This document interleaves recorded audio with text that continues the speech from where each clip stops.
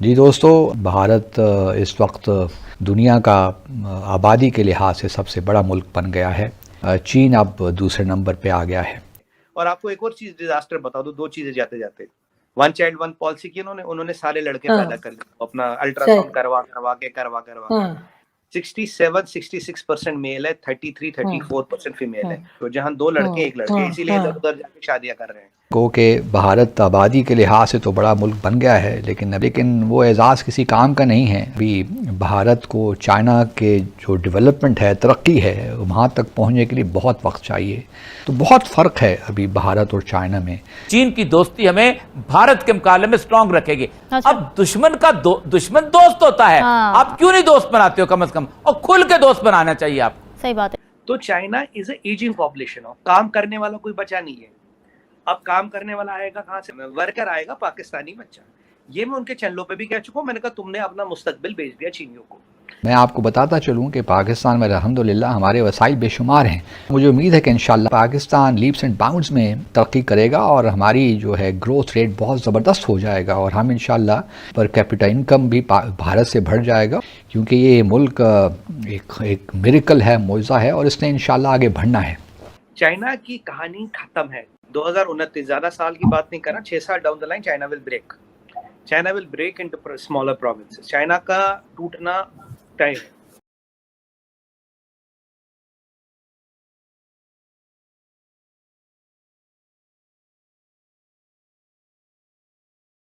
जी दोस्तों, भारत इस वक्त दुनिया का आबादी के लिहाज से सबसे बड़ा मुल्क बन गया है। चीन अब दूसरे नंबर पे आ गया है। तो बहुत बहुत मुबारकबाद भारत के दोस्तों को और भारत को कि भारत आबादी के लिहाज से तो बड़ा मुल्क बन गया है, लेकिन अभी भारत को चाइना के जो डेवलपमेंट है, तरक्की है, वहाँ तक पहुँचने के लिए बहुत वक्त चाहिए। किसी मुल्क को आबादी के लिहाज से ही सबसे बड़ा मुल्क होने का चलिए एक एजाज़ तो है, लेकिन वो एजाज़ किसी काम का नहीं है अगर आपकी इकनॉमिक डेवलपमेंट जो सही मानों में पूरे लोगों तक ना पहुंच रही हो। ये बात दुरुस्त है कि भारत ने भी पिछले सालों में इकनॉमिकली बहुत तरक्की की है। अब वो दुनिया की 5वीं बड़ी इकॉनमी बन गया है, लेकिन आबादी भी बहुत ज़्यादा है। इसलिए अगर आप पर कैपिटा इनकम देखिए तो वो तकरीबन $2400 है, जहाँ जबकि चाइना की जो पर कैपिटा इनकम आप कह लीजिए वो तकरीबन 12 से 13 हज़ार डॉलर है। तो बहुत फ़र्क है अभी भारत और चाइना में। भारत अपने आप को कंपेयर करता है चाइना के साथ और पाकिस्तान को सुनाता रहता है कि पाकिस्तान कहाँ खड़ा है, भाई पाकिस्तान और भारत का क्या मुकाबला। तो ये भी कहा जा सकता है कि भारत और चीन का क्या मुकाबला। और कुछ अर्से बाद भारत जो है वो जर्मनी, जो कि इस वक्त तीसरी बड़ी इकॉनमी है, उसको वो क्रॉस कर लेगा और भारत तीसरी बड़ी इकॉनमी बनने जा रहा है। यूएस, चाइना और फिर जापान और फिर जर्मनी, और फिर अभी जर्मनी और जापान को भी क्रॉस कर लेगा। 3-3.5 ट्रिलियन डॉलर की इकॉनमी है, तो आप 5 ट्रिलियन की हो जाएंगे। इवन अगर आप 10 ट्रिलियन की इकॉनमी भी हो जाते हैं तो जो आपका इस वक्त जो पॉपुलेशन है और जो ये गैप है चीन और भारत के दरमियान, इसको प्लग करना कोई इतना आसान काम नहीं होगा भारत के लिए। जहाँ तक पाकिस्तान और भारत का ये जो कंपैरिजन करते रहते हैं भारत में लोग, मैं आपको बताता चलूँ कि पाकिस्तान में अल्हम्दुलिल्लाह हमारे वसाइल बेशुमार हैं। हमें सिर्फ रीऑर्गेनाइज करने की ज़रूरत है, और अगर हमने ये कर लिया, और मुझे उम्मीद है कि इंशाल्लाह हम करेंगे, तो आप देखेंगे कि पाकिस्तान लीप्स एंड बाउंड्स में तरक्की करेगा और हमारी जो है ग्रोथ रेट बहुत ज़बरदस्त हो जाएगा और हम इंशाल्लाह पर कैपिटा इनकम भी भारत से बढ़ जाएगा, क्योंकि ये मुल्क एक मिरेकल है, मौज़ा है और इसने इंशाल्लाह आगे बढ़ना है। मुझे इस बारे में कतन कोई शक नहीं है। हमें कंप्लेसेंट नहीं होना चाहिए, इन प्रॉब्लम्स को, डिफ़िकल्टीज़ को लाइटली नहीं लेना चाहिए, लेकिन मुझे इस बात का बिल्कुल जो है मुझे कोई शक नहीं है कि इंशाल्लाह पाकिस्तान जो असल उसका मुकाम है, जो उसे हासिल करना चाहिए था बहुत अर्सा पहले, वो इंशाल्लाह हासिल करेगा। अब तो चाइना से भी आपकी जो बातचीत है होने लगी है, और जो टर्म्स है वो इंडिया और चाइना के बेहतर होने जा रहे हैं, ये भी न्यूज़ चल रही है। देखिए, चाइना को तो हमने साफ कह दिया, आज जो बात हुई है उन्हें कह दिया भैया फौज वोज पीछे कर लो, तब तक कुछ नहीं होगा, तब तक ऐसी परिस्थिति से हमने बिल्कुल क्लियर बोल दिया, और उसके नीचे हम कोई बात करने को तैयार नहीं है, वरना हम भी यहीं आप भी यहीं। और चाइना को पता भारत बिल्कुल तैयार है।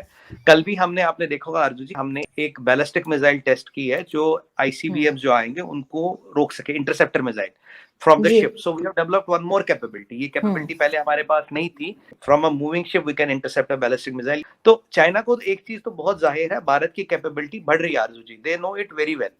चाइना को भी ये पता उनके फायदे में लड़ाई लड़ना नहीं। मैं तो चाइना से 2 ही सवाल पूछूंगा, 53 ट्रिलियन का डेट, आपके आधे से ज्यादा प्रोविंसों का more than 45% of your GDP is your debt. भाई आपकी हालत कहाँ है?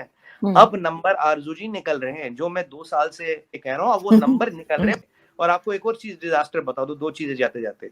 1 चाइल्ड 1 पॉलिसी की उन्होंने सारे लड़के पैदा कर दिए, अपना अल्ट्रासाउंड करवा के 67-66% मेल है, 33-34% फीमेल है। तो जहां 2 लड़के 1 लड़के, इसीलिए इधर उधर जाके शादियां कर रहे हैं। दूसरी बात, 67% of the females are working. Aarzoo ji बच्चा नहीं हो रहा कपल्स में, क्यों? क्योंकि जो बच्चे का स्कूलिंग और नैनी का कॉस्ट है, that is more than what female can earn. और ये हकीकत है, बच्चा नहीं हो रहा अब। और आपको आने वाले 20 सालों में चाइना की आबादी 800 मिलियन घट के रह जाएगी, और 10 सालों में चाइना में काम करने वाला कोई नहीं बचेगा, 10 से 15 सालों में। तो China is a ageing population, और काम करने वाला कोई बचा नहीं है। अब काम करने वाला आएगा कहाँ से? काम करने वाला आ रहा है हमारे चाहते मुल्क पाकिस्तान से। फर्टिलिटी रेट 3.4, आबादी हो रही है डबल, वर्कर आएगा पाकिस्तानी बच्चा। ये मैं उनके चैनलों पे भी कह चुका हूँ, मैंने कहा तुमने अपना मुस्तकबिल बेच दिया चीनियों को। चाइना की कहानी खत्म है, 53 ट्रिलियन डॉलर के डेट के साथ। यही मैं आपसे सुमित जी समझना चाह रही थी कि आखिर बीआरआई के तहत वो दुनिया भर के देशों को कर्ज की पेशकश कर रहा है और दूसरी तरफ खुद कर्जे में डूब रहा है। इसके पीछे का मकसद क्या है? देखिए, चाइना का जो इनके फोरफादर थे, अगर आप माओ की बात करें, उन्होंने 150 साल दिए थे। ये जो शी जिनपिंग है ना, is man in Hari. China का गेम प्लान बहुत बढ़िया चल रहा था। भगवान भला करे शी जिनपिंग का, जिसने वाट लगा दी चाइना की। नहीं तो ये धीरे धीरे अमेरिकन इकोनॉमी में फंस गया था, यूरोपियन इकोनॉमी को एंट्रगल कर गया था, innovation of the world, factory of the world, supply chains integrate हो गई थी, सब हो गया था। जो चाइनीज बड़ा प्लान था सब हो रहा था। इनका हुआवे का और ZTE का इक्विपमेंट दुनिया से डाटा चुरा रहा। पर ये जो शी जिनपिंग है, इसे कहा यार 1.5 साल किसने देखे, मैं भी कर देता हूँ। उस चक्कर में इसने गाड़ी का एक्सेलरेटर दबा दिया और गाड़ी का हो गया एक्सीडेंट। इसके मंसूबे आ गए बाहर, इसका प्लान आ गया बाहर।